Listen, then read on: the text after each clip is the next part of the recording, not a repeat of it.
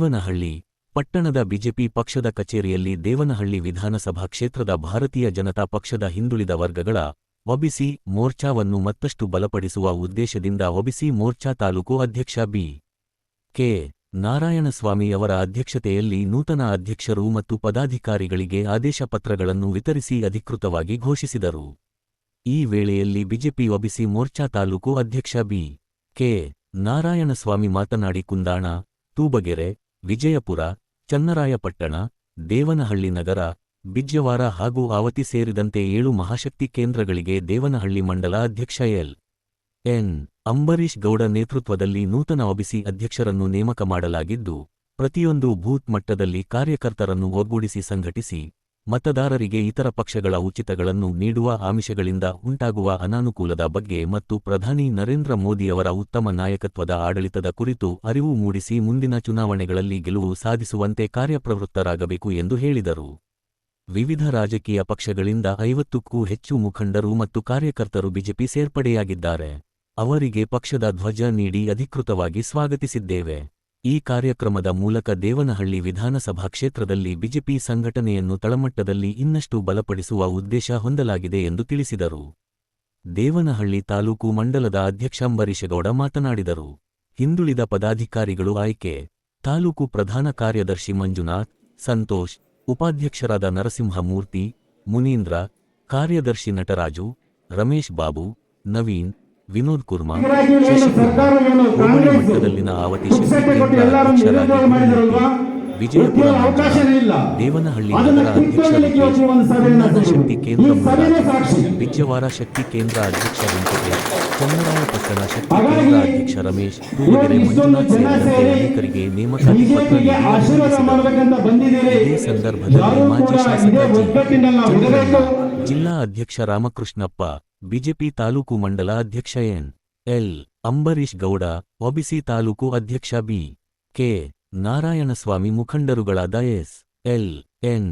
ಅಶ್ವಥ್ ನಾರಾಯಣ್, ನಾಗವೇಣಿ, ಕೇಶವ, ಏಸು, ನಾಗರಾಜು, ಪ್ರಭು ಸೇರಿದಂತೆ ಪಕ್ಷದ ಹಲವು ಪ್ರಮುಖ ನಾಯಕರು ಹಾಗೂ ಕಾರ್ಯಕರ್ತರು ಭಾಗವಹಿಸಿದ್ದರು. ಈ ಸಭೆಯ ಅಧ್ಯಕ್ಷತೆಯನ್ನು ವಹಿಸಿರ್ತಕ್ಕಂಥ ಮಾಜಿ ಶಾಸಕರಾದ ಚಂದ್ರಣ್ಣವರೇ ಹಾಗೂ ಜಿಲ್ಲಾ ಪ್ರಧಾನ ಕಾರ್ಯದರ್ಶಿ ನಾಗವೇಣಿ ಮೇಡಮ್ನವರೇ ಮತ್ತು ಹಿರಿಯರಾದಂಥ ಶಿಸ್ತಿನ ಪಕ್ಷ, ಅಷ್ಟೇ ಕಾರ್ಯಕರ್ತರನ್ನ ಹೊಂದಂಥ ಪಕ್ಷ ಅಂತ ಏನಾದರೂ ಇವತ್ತಿದ್ದರೆ ಅದು ಭಾರತೀಯ ಜನತಾ ಪಕ್ಷ. ಪ್ರಪಂಚದಲ್ಲಿ ಸದಸ್ಯತ್ವವನ್ನು ನೋಂದಾಯಿತಂಥ ಸದಸ್ಯರನ್ನ ಹೊಂದಿರತಕ್ಕಂಥ ಭಾರತೀಯ ಜನತಾ ಪಕ್ಷ ಇವತ್ತು ರಾಷ್ಟ್ರದಲ್ಲಿ ಮುಂಚೂಣಿಯಲ್ಲಿದೆ. ಈ ಒಂದು ದೇಶಕ್ಕೆ ಸದೃಢವಾಗಿ ಹಿಂದುತ್ವ ಉಳಿಬೇಕು, ಈ ರಾಷ್ಟ್ರ ಹಿಂದುತ್ವವಾಗಿರಬೇಕು, ಈ ರಾಷ್ಟ್ರ ಹಿಂದೂ ದೇಶವಾಗಿರಬೇಕು ಅಂತ ಹೇಳಿ ತನ್ನ ಬಲಿದಾನ ಪ್ರಪ್ರಥಮವಾಗಿ ದೇಶದಲ್ಲಿ ಬಲಿದಾನ ಮಾಡಿದಂಥ ಡಾಕ್ಟರ್ ಶ್ಯಾಮಪ್ರಸಾದ್ ಮುಖರ್ಜಿಯವರ ಪುಣ್ಯ ಸ್ಮರಣೆಯನ್ನು 23ನೇ ತಾರೀಕು ನಾವೆಲ್ಲ ಇಡೀ ನಮ್ಮ ಜಿಲ್ಲೆಯಾದಂಥ ದೇಶದಾದ್ಯಂತ ಆಚರಣೆ ಮಾಡಿದ್ದೀವಿ. ಭಾರತೀಯ ಜನತಾ ಪಕ್ಷದಲ್ಲಿ ಈ ಥರ ಬಲಿದಾನ ಕೊಟ್ಟಂಥ ಸಾಕಷ್ಟು ಮಹನೀಯರಿದ್ದಾರೆ. ಈ ಪಕ್ಷವನ್ನು ಕಟ್ಟಲಿಕ್ಕೆ ಶ್ರಮಿಸಿದವರಿದ್ದಾರೆ. ಈ ಶ್ಯಾಮಪ್ರಸಾದ್ ಮುಖರ್ಜಿ ಅವರು ಒಂದು ನಮ್ಮ ಸಂಘಟನೆಯನ್ನ ಕಟ್ಟಬೇಕಾದ್ರೆ ಭಾರಿ ಶ್ರಮ ಪಟ್ಟವ್ರೆ. ಇವರು ತೀರ್ಕೊಂಡಿದ್ದು ತಮಗೆಲ್ಲ ಗೊತ್ತಿದೆ. ಒಂದೇ ದೇಶದಲ್ಲಿ 2 ರಾಷ್ಟ್ರಧ್ವಜ, 2 ಸಂವಿಧಾನ, 2 ಪ್ರಧಾನಿಗಳನ್ನು ಇರಬಾರ್ದು ಅಂತ ಹೇಳಿ ಹಠಕ್ಕೆ ಬಿದ್ದು ಒಂದು ದೇಶ, ಒಂದೇ ಸಂವಿಧಾನ, ಒಂದೇ ಧ್ವಜವನ್ನು ಇರಬೇಕು ಅಂತ ಹೇಳಿ ಹೊರಟಂಥ ಮಹಾನ್ ವ್ಯಕ್ತಿಯನ್ನ ನಾವು ಸಾವಾಗಿ ಅವರನ್ನು ಸ್ವೀಕರಿಸಬೇಕಾಗಿತ್ತು. ಅದು ಮೊದಲನೇದಲ್ಲಿ ನಮ್ಮ ದೇಶದ ಬಲಿದಾನವಾದಂಥ ವ್ಯಕ್ತಿ. ಇಂದಿನ ಸಭೆಯಲ್ಲಿ ಆಸೀನರಾಗಿರುವಂತಹ ದೇವನಹಳ್ಳಿ ವಿಧಾನಸಭಾ ಕ್ಷೇತ್ರದ ನನ್ನ ನೆಚ್ಚಿನ ಸ್ನೇಹಿತರು, ಆತ್ಮೀಯರಾದಂತಹ ಮಂಡಲದ ಅಧ್ಯಕ್ಷರಾದಂತಹ ಅಂಬರೀಶ್ ಅವರೇ, ನನಗೆ 1 ತಿಂಗಳಾಯಿತು ಈ ತಾಲೂಕಿಗೆ ಘೋಷಣೆ ಮಾಡಿ. ನನಗೆ ಅಂಬರೀಶ್ ಗೌಡ ಹೇಳಿದ್ರು, ನೀವು ಪ್ರತಿ ಮಹಾಶಕ್ತಿ ಕೇಂದ್ರಗಳ ಅಧ್ಯಕ್ಷರುಗಳನ್ನು ಆಯ್ಕೆ ಮಾಡಿ ಅವರಿಗೆ ಒಂದು ಆದೇಶ ಪತ್ರವನ್ನು ವಿತರಣೆ ಮಾಡಿದಾಗ ಅವರವರ ಕಾರ್ಯಕ್ಷೇತ್ರದಲ್ಲಿ ಅವರವರ ಕೆಲಸಗಳನ್ನು ಮಾಡಲಿಕ್ಕೆ ಬಹಳಷ್ಟು ಅನುಕೂಲ ಆಗುತ್ತಂತ ಪಕ್ಷದ ಸೂಚನೆ. ತಕ್ಷಣವೇ ನಾನು ಬೆನ್ನಲ್ಲೇ ಅದನ್ನು ಕೈಗೆತ್ತಿಕೊಂಡು ಏನು 7 ಮಹಾಶಕ್ತಿ ಕೇಂದ್ರಗಳಲ್ಲಿ ತೂಬಗೆರೆಯಿಂದ ಹಿಡಿದು ಕುಂದಾಣ, ಆವತಿ, ಬಿಜ್ವಾರ, ಚನ್ನರಾಯಪಟ್ಟಣ 2 ಟೌನ್ಗಳು ಒಳಗೊಂಡಂತೆ ಎಲ್ಲ ಮಹಾಶಕ್ತಿ ಕೇಂದ್ರಗಳಲ್ಲಿ ಖುದ್ದು ಮನೆಗೆ ಭೇಟಿ ನೀಡಿ ಸ್ಥಳೀಯ ಬಿಜೆಪಿಯ ಮುಖಂಡರನ್ನ ವಿಶ್ವಾಸಕ್ಕೆ ತಗೊಂಡು ಅಲ್ಲಿನ ಪೇರೆಂಟ್ ಬಾಡಿಯ ಅಧ್ಯಕ್ಷರನ್ನ ಕರೆಸಿ ಯಾರನ್ನ OBC ಅಧ್ಯಕ್ಷರನ್ನಾಗಿ ಮಾಡಿದ್ರೆ ಸಂಘಟನೆ ಆಗುತ್ತೆ ಅಂತ ನಾನು ಕೇಳಿದಾಗ ಇಡೀ ಆ ಹೋಬಳಿಯಲ್ಲಿ ಎಲ್ಲ ಮುಖಂಡರು ಮಾಡಿ ಒಗ್ಗಟ್ಟಿನಿಂದ ಒಬ್ಬೊಬ್ಬ ಹೆಸರನ್ನ ಕೊಟ್ಟು ಅವಿರೋಧವಾಗಿ ಆಯ್ಕೆ ಮಾಡಿದ್ರು. ಎಲ್ಲ ಕ್ಷೇತ್ರಗಳಲ್ಲಿ ಇವತ್ತು ಅವರಿಗೆ ಒಂದು ಆದೇಶ ಪತ್ರವನ್ನ ತಮ್ಮ ಮುಖಾಂತರ ಕೊಡಬೇಕಂತ ಈ ಒಂದು ಸಭೆಯನ್ನ ಏರ್ಪಾಡು ಮಾಡಿದ್ವಿ. ಭಾರತೀಯ ಜನತಾ ಪಾರ್ಟಿ ಕಟ್ಟದಾಗಿಂದನೂ ಕೂಡ ನಾವು ಕಾರ್ಯಕರ್ತರ ನಂಬಿಕೊಂಡು, ಭಾರತೀಯ ಜನತಾ ಪಾರ್ಟಿ ಅಂದರೆ ಕಾರ್ಯಕರ್ತರೆ, ಯಾವುದೋ ಒಂದು ವ್ಯಕ್ತಿ ಪರವಾಗಿ ಭಾರತೀಯ ಜನತಾ ಪಾರ್ಟಿ ಇಲ್ಲ. ಜನತಾ ಪಾರ್ಟಿ ಮುಟ್ಟಬೇಕಂದ್ರೆ ಈ ಥರದೊಂದು ಹಿಂದುಳಿದ ವರ್ಗದ ಸಭೆ, ಸಂಘಟನೆ, ಮುಖಂಡತ್ವ ಇದೆಲ್ಲ ಬಹಳ ಮುಖ್ಯವಾಗಿ ಬೇಕಾಗ್ತಿದೆ.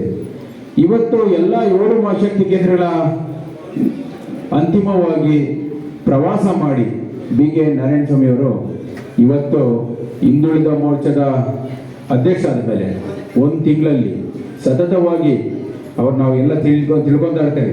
ನಮ್ಮ ತಾಲೂಕು ಪದಾಧಿಕಾರಿಗಳು ಇವಾಗ ಬಂದಿದ್ರು, ಈಗ ಹೋದ್ರು, ಪಟ್ಟಿ ತಗೊಂಡಿದ್ದಾರೆ, ನಮ್ಮನ್ನೆಲ್ಲ ಒಂದಷ್ಟು ಮಾಹಿತಿ ತಗೊಂಡು ನಮ್ಮನ್ನೆಲ್ಲ ಕನ್ಸಿಡರ್ ಮಾಡಿ ಇವತ್ತು OBC ಮೋರ್ಚಾನ ಯಶಸ್ವಿಯಾಗಿ ಮಾಡಕ್ಕೆ ಹೋಗ್ತಾ ಇದ್ದಾರೆ ಅಂತ ಇವತ್ತು ಅವ್ರ ಬಗ್ಗೆ ಬಹಳಷ್ಟು ಒಳ್ಳೆಯ ಅಭಿಪ್ರಾಯದ ಮಾತುಗಳು ಕೂಡ ಇಡೀ ತಾಲೂಕಲ್ಲಿ ಹೇಳ್ತಾ ಇದ್ದಾರೆ. ಹಾಗೆ ಅವರು ಒಂದು ಸಲಹೆ ಏನಂದ್ರೆ, ಪ್ರತಿ ಬೂತಲ್ಲೂ ಕೂಡ OBCಯನ್ನ ಕಟ್ಟಿದ್ರೆ ನಾವು ಯಾವತ್ತೂ ಕೂಡ ಭಾರತೀಯ ಜನತಾ ಪಾರ್ಟಿನ ಈಸಿಯಾಗಿ ಗೆಲ್ತೀವಿ. ಎಲ್ಲರೂ ಕೂಡ ಮೇಜರ್ ದೊಡ್ಡ ಏನು ಜನಾಂಗ ಇರ್ತೈತೆ, ಯಾರೋ 4 ಜನ ಸೇರಿಕೊಂಡು ಪಾರ್ಟಿ ಪಕ್ಷನ ಮುನ್ನಡೆಸ್ಕೊಂಡು ಹೋದ್ರೆ ಅದಾಗಲ್ಲ. ಇವತ್ತು ನಾವೆಲ್ಲ ಒಂದೇ, ನಾವೆಲ್ಲರೂ ಕೂಡ ಯಾರು ಮೇಲಿಲ್ಲ, ಯಾರು ಕೀಳಿಲ್ಲ. ನಮಗೆ ಡಾಕ್ಟರ್ ಅಂಬೇಡ್ಕರ್ ಅವರು ಸಂವಿಧಾನ ಬರಿಬೇಕಾದ್ರೆ ಯಾರಿಗೂ 4 ಓಟು ಬರೆದಿಲ್ಲ, ಯಾರಿಗೂ 1 ಓಟು ಬರೆದಿಲ್ಲ, ಎಲ್ಲರಿಗೂ ಸಮಾನವಾಗಿ ಒಂದೇ ಹಕ್ಕನ್ನು ಕೊಟ್ಟಿದ್ದಾರೆ. ಇವತ್ತು ಇಡೀ ತಾಲೂಕಲ್ಲಿ ಭವಿಷ್ಯ ಯಾವುದೇ ಬೇರೆ ಪಾರ್ಟಿಗಳು, ಹೆಸರು ಹೇಳೋದು ಬೇಡ, ಬೇರೆ ಪಾರ್ಟಿಗಳು OBCನ ಇಷ್ಟೊಂದು ಸೀರಿಯಸ್ ಆಗಿ ತಗೊಂಡು ಇಷ್ಟೊಂದು ಜಾಗೃತಿ ಮೂಡಿಸಿ ಇವತ್ತು ಮಾಡಿದಂಥದ್ದು ಬಹಳ ಕಡಿಮೆ. ಹಾಗಾಗಿ ತಾವೆಲ್ಲ ತುಂಬಾ ಹೊತ್ತಿಂದ ಕಾಯ್ತಾ ಇದ್ದೀರಾ. ಒಂದಷ್ಟು ತೂಬುಗೇರಿಯಿಂದ ಕೂಡ ಪಾಪ ಅವರು ಅನ್ಯ ಕಾರ್ಯಕ್ರಮದ ಮೇಲೆ ಮತ್ತೆ ಒಂದಷ್ಟು ಒತ್ತಡದ ಮೇಲೆ ಅವರು ಕೂಡ ಹೋಗ್ಬೇಕಾಗಿರೋದ್ರಿಂದ ಹೆಚ್ಚು ಎಲ್ಲರಿಗೂ ಕೂಡ ಸಮಯ ತಗೊಳ್ಳೋದು ಬೇಡ ಅಂತೇಳಿ ಆ ಪದಾಧಿಕಾರಿಗಳನ್ನ ಏನಿದೆ ಆ ಪದಾಧಿಕಾರಿಗಳನ್ನ ಘೋಷಣೆ ಮಾಡ್ತೀವಿ. ತಮಗೆಲ್ಲ ಗೊತ್ತಿರಲಿ, ಭಾರತೀಯ ಜನತಾ ಪಾರ್ಟಿ ನಿಮ್ಮ ಜೊತೆಗೆ ಯಾವತ್ತೂ ಇರ್ತೈತೆ. ಅಣ್ಣು ಮಾತಾಡ್ಬೇಕಾದ್ರೆ ಹೇಳ್ತಾ ಇದ್ರು FIR ಅಲ್ಲೊಂದು ಇಲ್ಲೊಂದು ನಡೀತಾ ಇದ್ದಾವಂತ. ಆದ್ರೆ ಆ FIRಗಳನ್ನ ಹಿಂದುಳಿದ ವರ್ಗಕ್ಕೆ ಸೇರಿದವರು ನಾವೆಲ್ಲ. ಹಿಂದುಳಿದ ವರ್ಗದವರಿಗೆ ಸರ್ಕಾರ ಇವತ್ತಿನವರೆಗೂ ಕೂಡ ಗುರುತಿಸಿ ಯಾವುದೇ ಒಂದು 30% ಹೇಳಿದ್ರು ಕೂಡ 1% ಕೂಡ ಅನುಕೂಲ ಮಾಡ್ತಾ ಇಲ್ಲ. ಯಾಕೆಂದ್ರೆ ನಾವು ಕೇಳ್ತಾ ಇಲ್ಲ, ನಮ್ಮಲ್ಲಿ ಒಗ್ಗಟ್ಟಿಲ್ಲ. ಹಲವಾರು ಸಮುದಾಯಗಳು, ಹಲವಾರು ಜಾತಿಗಳು, ಹೀಗಾಗಿ ನಮ್ಮ ಒಂದು ಹಿಂದುಳಿದ ವರ್ಗದವರು ಅವರ ಕೂಗೆ ಕೇಳ್ತಾ ಇಲ್ಲ ಸರ್ಕಾರಕ್ಕೆ. ಇವತ್ತಿನ ದಿನ ಇವತ್ತು ಜನ ಎಲ್ಲ ಸೇರಿಸಿದ್ದಾರೆ ಅಂತ ಹೇಳಿದ್ರೆ ನಮ್ಮ ಹಿಂದುಳಿದ ನಾಯಕರು, ಅಧ್ಯಕ್ಷರಾದಂಥ ನಮ್ಮ ಶ್ರೀಮನ್ ನಾರಾಯಣರವರು ಎಲ್ಲರೂ ಕೂಡ ಸೇರಿಸಿ ಒಳ್ಳೆ ಕೆಲಸ ಮಾಡಿದ್ದಾರೆ. ಇವತ್ತು ನಮಗೆ ಹಲವಾರು ಅನುಕೂಲಗಳಿದ್ದಾವೆ. ಇವತ್ತು ರಾಜ್ಯ ಸರ್ಕಾರದಲ್ಲಿ, ಕೇಂದ್ರ ಸರ್ಕಾರದಲ್ಲಿ ಬಹಳಷ್ಟು ಅನುಕೂಲ ಮಾಡಿಕೊಟ್ಟಿದ್ದಾರೆ. ಏನೇನು ಅನುಕೂಲಗಳಿದ್ದಾವೆ ಅಂತ ಹೇಳ್ಬಿಟ್ಟು ನಾವು ಪಟ್ಟಿ ಮಾಡಾಗ ಹೋದಾಗ ಅದರಲ್ಲಿ ಯಾವ ಅನುಕೂಲವೂ ನಮಗೆ ತಲುಪ್ತಾ ಇಲ್ಲ. ವಿಶೇಷವಾಗಿ ಕೇಂದ್ರ ಸರ್ಕಾರದಲ್ಲಿ ಹಿಂದುಳಿದ ಇವತ್ತು ಒಂದು ತೀರ್ಮಾನ ಕೂಡ ಮಾಡಬಹುದು ಅಂತ ಒಂದು ಜನಸಂಖ್ಯೆ ನಮ್ಮಲ್ಲಿದೆ. ಯಾವುದೇ ನಿರ್ಧಾರ ಮಾಡಿದ್ರು ಕೂಡ ನಮ್ಮಲ್ಲಿ ಒಳ್ಳೆಯ ಒಂದು ಇದನ್ನು ಉಪಯೋಗಿಸಬೇಕಾದ್ರೆ ಎಲ್ಲ ಒಂದಾಗಬೇಕಾಗಿದೆ. ವಿಶೇಷವಾಗಿ ನಮ್ಮ ಪಕ್ಷದಲ್ಲಿ ಭಾಳಷ್ಟು ಜನ ಸೇರುವಂಥ ಒಂದು ಕೆಲಸ ಮಾಡಬೇಕು. ಈಗ ಹಿಂದುಳಿದವರು ಏನು ನಮ್ಮ ಸರ್ಕಾರದಲ್ಲಿ ಇಷ್ಟು ಅನುಕೂಲ ಇದೆ, ಭಾರತೀಯ ಜನತಾ ಪಕ್ಷ ಸರ್ಕಾರದಲ್ಲಿ ನೀವು ಬರಬೇಕು ಅಂತೇಳಿ ನಾವು ಕರ್ಕೊಂಬರುವಂಥ ಕೆಲಸ ಮೊದಲಾಗಬೇಕಾಗಿದೆ.